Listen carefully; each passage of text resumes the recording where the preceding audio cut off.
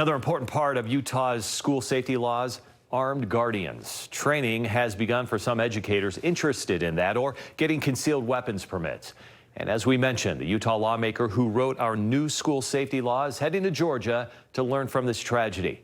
Deanie Wimmer spoke with him before he took off. If you ever find yourself in these situations, Active Shooter 101. These educators hope they never need it, but increasingly see they might. You always have to be prepared for worst case scenario. You really don't know what to do unless you have tools in your tool bag, and we don't have them yet. we have teachers who want to make a difference. They're seeing what's happened in the nation, and that's why they're bringing a gun to school.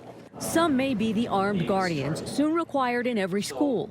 By law, we can't identify them, but watch how today's lesson even helps them recognize the sound of gunshots. Because we always practice the alarms. Ah! Learning how to react to that in a defensive way where you're protecting other people. It's a very clear reminder. Representative Ryan Wilcox is heading to Georgia to see what Utah should learn.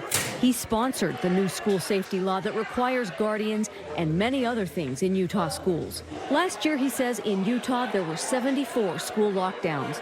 No fatal shootings, but he knows that luck will run out.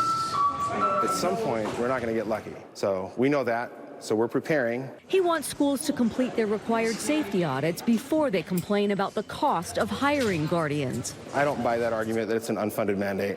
That's everyone's favorite thing to say when there's a new law that you have to comply with. He points to $100 million now available for school grants once schools submit their plans. And he's working on long-term funding for school safety. And that was Deanie Wimmer reporting. Schools have until the end of the year to submit their plans.